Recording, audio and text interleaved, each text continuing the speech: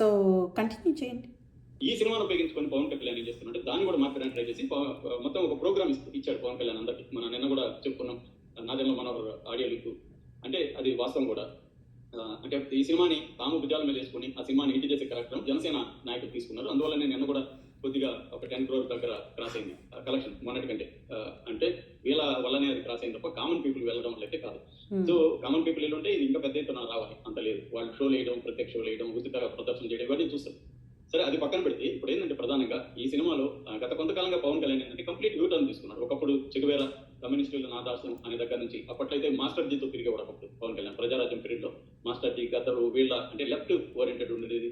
దళితులని, బీసీలు కలిసేవాడు. ఆ టైంలో నేను కూడా పవన్ కళ్యాణ్ 2 సార్లు కలిసి 2 సార్లు మీటింగ్, అంటే ఎక్స్ నక్సలైట్ ని కూడా ఆయన చాలా మందిని కలిసాడు. ఆ టైంలో నేను కూడా ఆయన 2 సార్లు కలవడం జరిగింది. దాంతో మాట్లాడుకో ఒక first time 2 hours, second time 4 hours కూడా డిస్కస్ చేసాం. సో అప్పుడు ఆయన ఆదర్శ భావాలతో ఉన్న వ్యక్తిగానే మాకు కూడా కనిపించాడు. సో అలాగే ఉంది, అంటే ప్రో దళితు, ప్రో కమ్యూనిస్టు, ప్రో పూరు ఇలాంటి ఒక అవుట్లుక్ తోనే సిన్సియర్ గా మాట్లాడాడు అనమాట.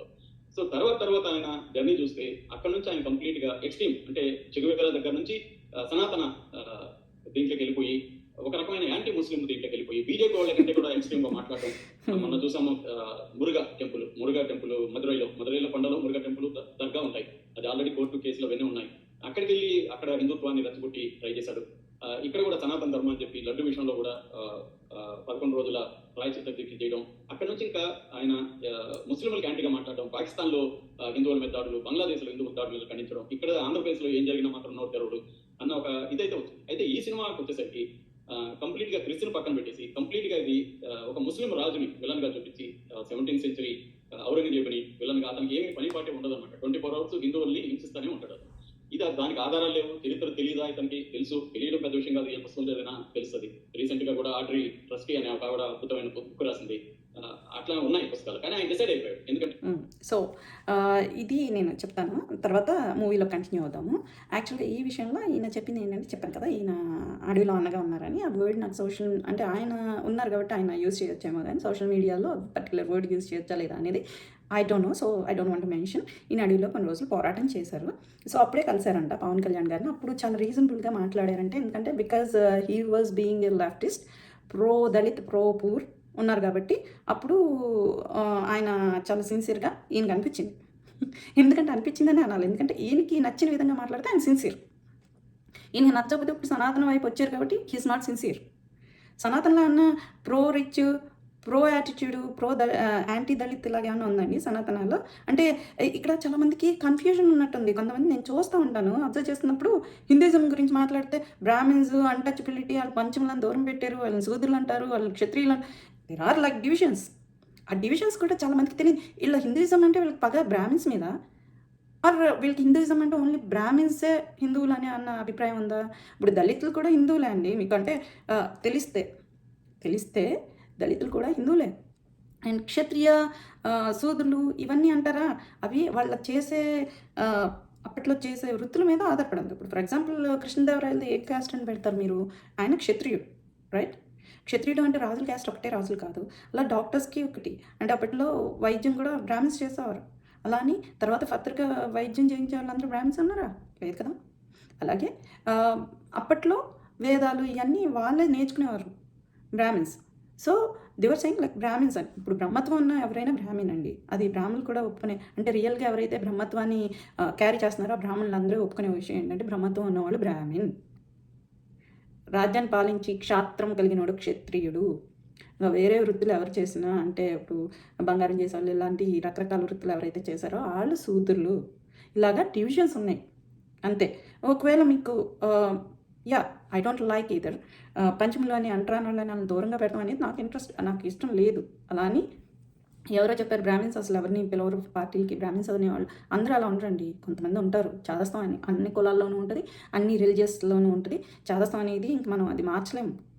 బట్ ఉన్న వాళ్ళు బ్రాహ్మిన్స్లో మ్యాక్సిమం నాకు తెలిసిన వాళ్ళు దళిత్స్ని మ్యారేజ్ చేసుకున్న వాళ్ళు ఉన్నారు, క్రిస్టియన్స్ని చేసుకున్న వాళ్ళు ఉన్నారు, ముస్లిమ్స్ని మ్యారేజ్ చేసుకున్న వాళ్ళు ఉన్నారు. ఎవరో ఎందుకు బాంబే మూవీ కూడా కాన్సెప్ట్ అదే. అలాంటి ఫ్యామిలీస్ బయట నేను కోకొల్లలు చూపిస్తాను ఆ ఫ్రెండ్స్లోనే.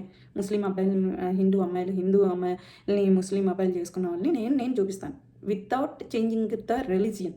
వాళ్ళ మతం కూడా మార్చుకోకుండా, పేరు కూడా మార్చుకోకుండా ఉన్న వాళ్ళని నేను కోకొల్లని నా ఫ్రెండ్స్లోనే చూపిస్తాను. బ్రాహ్మిన్స్లో కూడా, ఓకే, బ్రాహ్మిన్స్లో కూడా.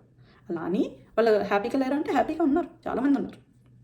అండ్ నా ఫ్రెండ్స్లో ముస్లిమ్స్ మేబీ వాళ్ళ గ్రాండ్ పేరెంట్స్కి ఇష్టం ఉండకపోవచ్చు కొన్నిసార్లు, అంటే వీళ్ళు బొట్టు పెట్టుకోవడమా, ప్రసాదాలు తీసుకోవడమా, వాళ్ళ మా ఇంటికి వచ్చేసి బొట్టు పెట్టుకుని ప్రసాదాలు తింటా వాళ్ళు వెళ్ళిపోయేటప్పుడు తుడుచుకునే వాళ్ళ, బికాస్ వాళ్ళ పేరెంట్స్ని హర్ట్ చేయడం వాళ్ళకి ఇష్టం లేదు, సో దే డూ దట్. అది మీరు ఎలా చెప్తారు? వాళ్ళు వీళ్ళకి కలుపుకోరు, రిలీజియన్స్ అలాగా, రిలీజియస్ ఇలాగా అని ఎలా డిఫైన్ చేసేస్తారు? అండ్ మోర్ ఓవర్ ఆయన ఇప్పుడు ఒక విలేజ్కి చెప్పులు అందించారు, అలా రిచెస్ట్ పీపుల్కి బంగారం చెప్పులను పంపించారు ఆయన, సూపర్ అని.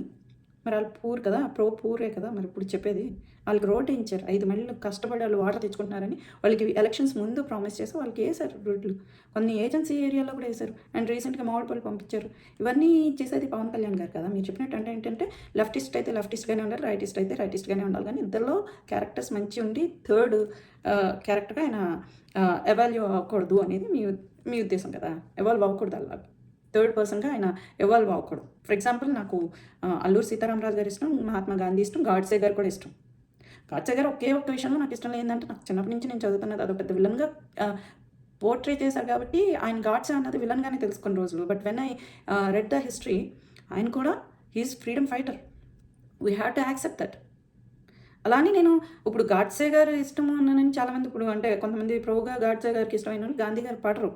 నేను అలా కాదు, గాంధీ గారిలో ఉన్న మంచి క్వాలిటీస్ ఏమున్నాయో తీసుకుంటాను, గాడ్సే గారిలో ఉన్న మంచి ఏమున్నాయో తీసుకుంటాను, అల్లూరి సీతారామరాజు గారిలో ఏమున్నాయి, సుభాష్ చంద్రబోస్ గారిలో ఏమున్నాయి, ఇవన్నీ ఆలోచిస్తాను. కానీ భగత్ సింగ్ గారు ఇలాంటి అంటే ఓ పక్కన శాంతం, ఓ పక్క నుంచి రెవల్యూషనరీ థాట్స్ ఉన్న లీడర్స్ అందరూ నాకు ఇష్టం, వాళ్ళని రెస్పెక్ట్ చేస్తాను, వాళ్ళలో ఉన్న క్వాలిటీస్ నేను ఇన్స్పైరింగ్గా తీసుకుంటాను. దట్ డజంట్ మీన్ దట్ నేను ఏదో వీళ్ళని ఇష్టపడితే వాళ్ళని హేట్ చేయాలని లేదు, అది రీజనబుల్ కాదు అని ఎలా చెప్తారు? ఐ ప్రాక్టీస్ థర్డ్ వే, వీళ్ళ నుంచి తీసుకుని నాకు నచ్చిన వేలో నేను ఎవాల్వ్ అవుతాను. ఆబ్వియస్గా that is the leadership quality. He never follows, he set the trend. That's what Pawan Kalyan garu is. Everybody needs to accept that. మూవీలో కావచ్చు లేకపోతే ఏదైనా సరే మీరు చూసుకుంటే he never follows the trend, he set the trend. అలా వేరే హీరోలు లేరంటే ఎస్ ఉన్నారు. కృష్ణ గారు, ఆ కాలంలో కృష్ణ గారు కలర్ఫుల్ డ్రెస్సింగ్ తీసుకొచ్చింది ఆయనే. అండ్ చిరంజీవి గారు డ్యాన్సులు తీసుకొచ్చింది ఆయనే. సో అది ట్రెండ్ సెట్ చేశారు. అలాగే ఏదో క్వాలిటీ తీసుకుని మనం ట్రెండ్ సెట్ చేయడం తప్పలేదు. లీడర్స్లో మనకు నచ్చింది ఓకే, వీళ్ళలో ఇది నచ్చింది, లెఫ్టిస్ట్లో ఇది నచ్చింది, రైటిస్ట్లో ఇది నచ్చింది, రెండు కొలైడ్ చేసి ఇంకోలాగా ఎవాల్వ్ అయితే తప్పేం లేదండి. అదే నేరం గౌరవం కాని పని అసలే కాదు. మీకు నచ్చకపోతే మీకు నచ్చలేదు అంతే, అది చెప్పండి నాకు నచ్చలేదు అని. అంతేగాని ఆయన చేసేది రాంగ్ అని జడ్జ్ చేసే విషయం ఎవరికి అర్హత లేదని అనుకుంటాను. ఎందుకంటే పవన్ కళ్యాణ్ గారు కరెంట్లీ స్టేట్కి చేసే మంచి పనులు చూస్తూ ఉంటే I do. And as a follower నేను డైరెక్ట్గా చెప్తాను, మీరు జగన్మోహన్ రెడ్డి గారి పార్టీ అని మీరు కంక్లూడ్ చేసి చెప్పండి చూద్దాం. ఎందుకంటే మీ వీడియోస్ నేను చూస్తాను. అండ్ 75% మీరు పవన్ కళ్యాణ్ గారికి ఎగెనిస్ట్గా మాట్లాడిన వీడియోసే ఉంటాయి. మీరు 100 వీడియోస్ తీస్తే అవుట్ ఆఫ్ 100 75 మీరు పవన్ కళ్యాణ్ గారికి ఎగెనిస్ట్గా మాట్లాడినయే మ్యాక్సిమం ఉంటాయి. జగన్మోహన్ రెడ్డి గారు మొన్న అదేంటి రప్పాకి మరి ఆయన సపోర్ట్ చేశారే, అదెందుకు మాట్లాడలేదు రైట్? రప్ప అని ఏదో గంగమ్మ జాతరలో గొర్రెలు నరుకుతామని అది ఎంకరేజ్ చేసినట్టు కదా. అది తప్పులేదని వీడియో ఉంది కదా జగన్మోహన్ రెడ్డి గారు మాట్లాడింది, అది తప్పులేదు, ఆయన ఎంకరేజ్ చేయలేదని చెప్పండి. మీరు ప్రోనే కదా, మీరు అందుకే కదా మాట్లాడలేదు. మీరు ఎందుకు మాట్లాడలేకపోయారు? బీజేపీ కంటే ఎక్కువైపోయారు అంటారు ఎందుకు? ఇప్పుడు లడ్డూల విషయంలో క్రిస్టియానిటీ మీద కదా యాక్చువల్గా అక్కడ అన్నది. అంటే క్రిస్టియానిటీ అంటే ఆ రిలీజియస్ మీద కూడా కాదు. జగన్మోహన్ రెడ్డి గారు చుట్టాలందరూ కలిపి తిరుపతిలో మతస్థులు ఎవరైతే ఉన్నారో వాళ్ళు స్పాయిల్ చేస్తున్నారు అండ్ కల్తీ జరిగింది. ఇవన్నీ ఇక్కడ ముస్లిమ్స్ ఎక్కడ వచ్చారండి? ఈ పాయింట్లో ముస్లిమ్స్ ఎక్కడ వచ్చారు? తిరుపతి ఇష్యూ తీసుకుందాం మనం, లడ్డూల విషయం.